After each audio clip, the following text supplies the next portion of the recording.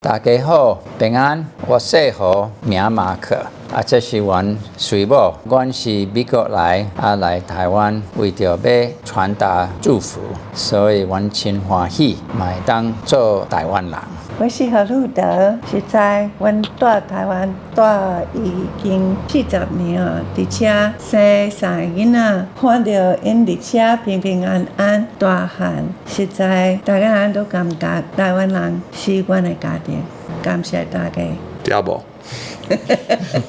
In terms of missionary outreach, there's an organization and they place you, or do you choose, or? In our case, we both had a sense of calling to Taiwan. I had visited Taiwan a year before we met in 1978. Been interested in Chinese people. China was not a country you could easily go into because of the communists. So came to Taiwan. That was a very interesting experience, those 20 days. The affinity that I felt towards the Taiwan people, it was almost magical. And I made friends. Took me to Sun Moon Lake, Taipei, National Palace Museum. The one man who saw me off to the airport, we had a bond. He wanted to send me the China Post in America. Are you serious? Yeah, and I said, oh, no, don't. It's expensive to send something overseas and send it daily. Taiwanese, they're very loyal friendly and faithful. And so my focus after that was on Taiwan and not so much China. When we came, we thought we were going to learn Mandarin. We joined a mission organization. They wanted us to learn Taiwanese first. And that was a surprise because we hadn't heard that. I think they looked at your language aptitude test, and if you had a high language aptitude, they wanted you to learn Taiwanese. 2.5 years of study. Put our hearts to it. Didn't focus on the characters. Because it's all education and romanization. I have friends, I'll forget that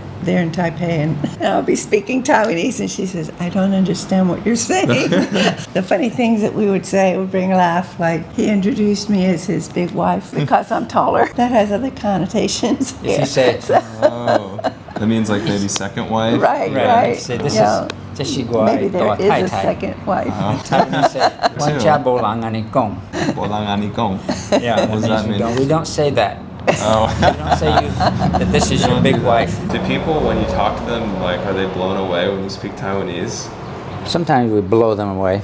The proper response is ki kam, which means I wouldn't dare take the honor. It is helpful to learn a little Taiwanese or a little Hakka. People will invite you to their home. You will make a good friend. When we first came to Taiwan, I was lonely for a friend. Then I met Lydia Ole Guan. She had contracted polio from a bad batch of vaccine. 10 months flat on her back with rods put in her spine. Pretty suicidal. And over the next 6 months, had the opportunity to pray together, and God gave her hope. Her life just turned. We've been friends for 40 years now. Just about, yeah. Wow. So you guys came here with 2 kids and then had a few more. We did. We had 3 more children born here. So Mark would say that the soil in Taiwan was very fertile. It was all a good experience. We've been very blessed by the good health care here. We didn't use it very much for many years. Now we realize it's quite significant. Taiwan is rare in the world to have such good medical care. There was a nurse that delivered Francis, right, because the doctor didn't make it on time. It's like middle of the night, in between shifts or something? Actually, it was in the middle of the afternoon. My only afternoon baby. But Luke came to receive was that baby. Born at Veterans Hospital on Chinese New Year's Day. Oh, yes. We were hoping to be 29, the first because the first one was for free. If you're born, There. the first Free? baby Would have born been free. in the new year, But he the wasn't the hospital would first. give you a free delivery. When the baby was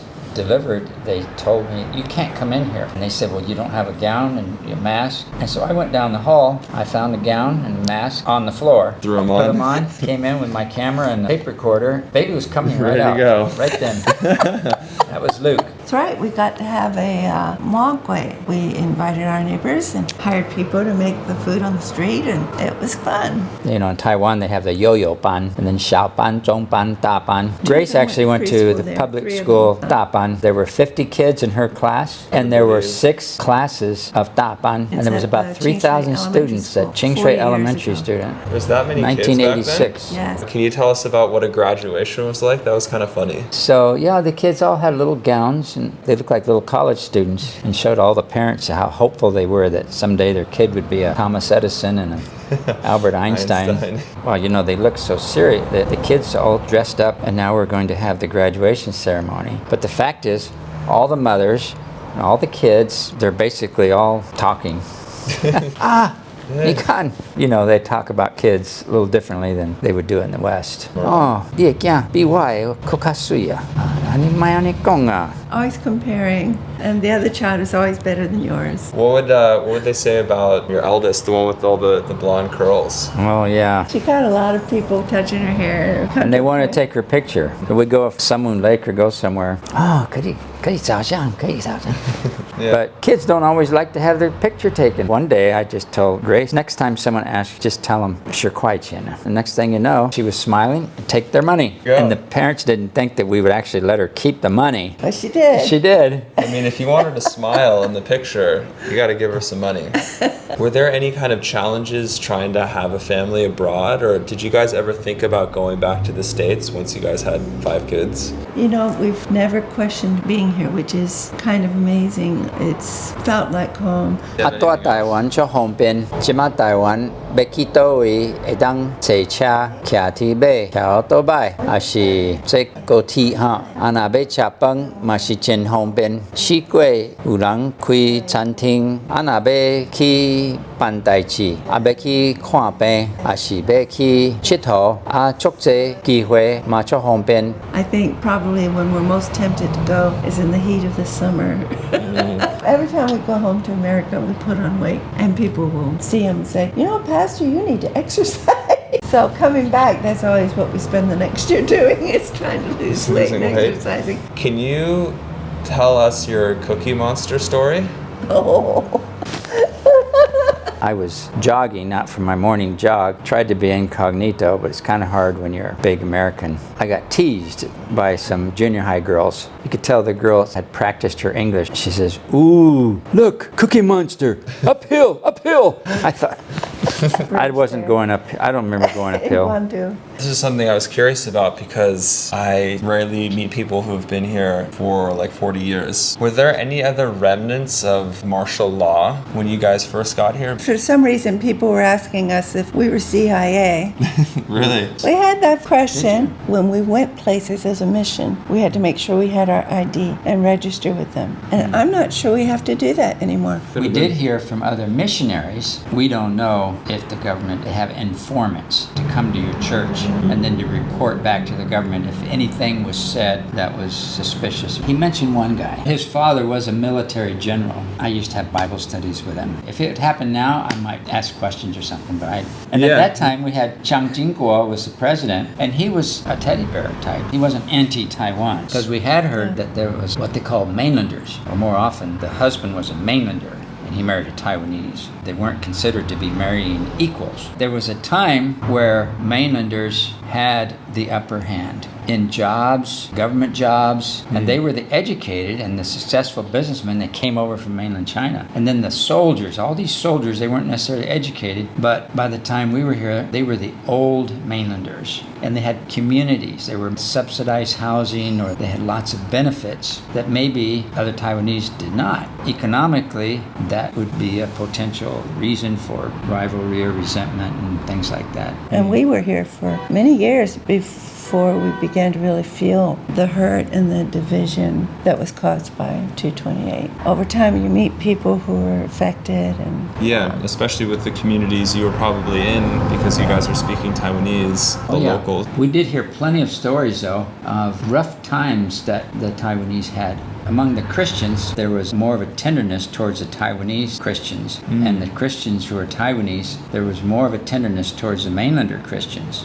What was the work that you guys were doing? Do you mind describing what your involvement in the community was? Well, we're missionaries. Our calling is that we are here to make the Lord's plan of salvation known to people. That means working with the churches. It also means taking initiative when there's a need and you can help.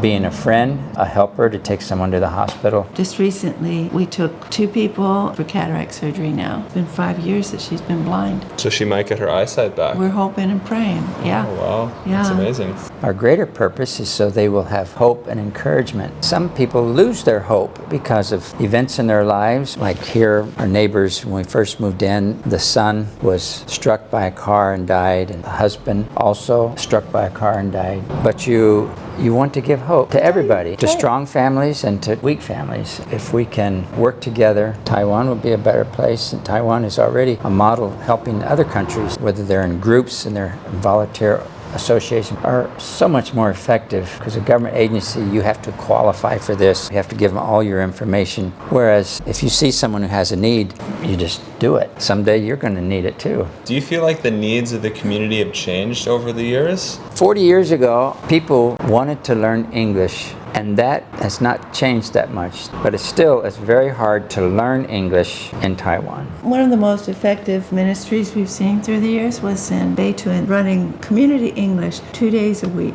That really blessed that community. So that's something that I still have a dream of recruiting English teachers to just come to teach within the community 2 days a week, not just 1 day a week. At some point, you caught wind that you could become Taiwanese citizens. That was interesting. We put that off for 2 years. But I had asked about being a citizen, and they said, yes, but you know, if you want to be a citizen of Taiwan, you take your American passport and you put it down and say, I am not an American, then you may apply. You were able to get Taiwanese citizenship without renouncing, and I've heard only like 285 people have been able to do that. Very few. It was an honor, and we don't take it for granted. Because you wanted to stay and retire here? Basically, yes, because if you don't have a visa for work, you need a reason to be here. He had his APRC, but I didn't, so it would have been harder for me to stay if something happened to him. When you guys applied for that, though, is there a certain qualification that you need? They look for recommendations for someone outside of the work that you're supposed so to be doing. The junior high principal here in the Darling wrote a recommendation for us. That was the ideal thing. It was unsolicited. And then we went to the nursing homes where we had been ministering, care for people, you pray for them. I'd done that for several years, and they were happy to write a letter of recommendation. Prison fellowship. We'd taken 2 kids in along the way, 5th grader and then a 7th grader, and lived with us for a while. Their parents were incarcerated. Through the years, they would give you these certificates to thank you for your service. Well, we never kept those, but those are the kinds of things that they're looking for. That's exactly what they're looking for. It says how good you were and what you've done. And I think 30 years later, I'm going to need this when I apply to be a citizen. That's right. Yeah. It slipped my mind. And how do you think your life has changed now that you guys are citizens? When you come back to Taiwan and when you leave Taiwan, you must use your Taiwanese passport. We voted in January. We have a household registration. That's right. Now we're Taiwan old people. We get half price for the high-speed rail. And they even come and give us a money gift. A bonus for something. They like to bless their old people. So I'm proud and grateful to be Taiwanese. Since you've been here, you've seen a lot of people come and go. What is the most difficult part of trying to integrate into Taiwanese society? And you guys have been able to do it on a very, very deep level. If you bring your family and you want to integrate into the community, you need a certain attitude, endurance, generosity, lack of criticism. You say, well, this is not the way we do it in my culture, but this is the way we do it here. Well, you want to buy bread, you want to buy something, but it's something that they don't normally have. I remember when I found out you need deodorant, they said you need to go to the doctor. You have a problem? The people are playing loud music next door. Maybe the dogs are always barking. They didn't bother you before, but they begin to bother you. You can tell you have culture shock when you become cynical. So you have to learn to develop a generosity and give people the benefit of the doubt. If you leave the door open, some people, they just come walking in. I had one guy last week, he came in our back door and I says, no. 30 years ago if that happened and your wife was home alone, even if it's an old person, it's still, what? Is this how people are? And sometimes Americans can be very direct, puts people on the spot. Well, we need to learn there's a way to say things that people don't feel stressed. I remember going to the post office and learning how to say, I want to buy 3 15 NT stamps and 4 13 NT stamps. And I would practice it in school, and then I would go and I would say it, and the lady behind the counter would say, you go back home and say, what did I say wrong? So those little stresses that accumulate, that just build up, a lot of times it's just, there's no middle person to kind of help them see the humor in some things, just be able to laugh about it. 所以我就忙对别的所在都欢迎人来到台湾来佚佗，到台湾上班，还是读书，还是教英文，都拢欢迎啦，我真欢喜安尼通介绍台湾。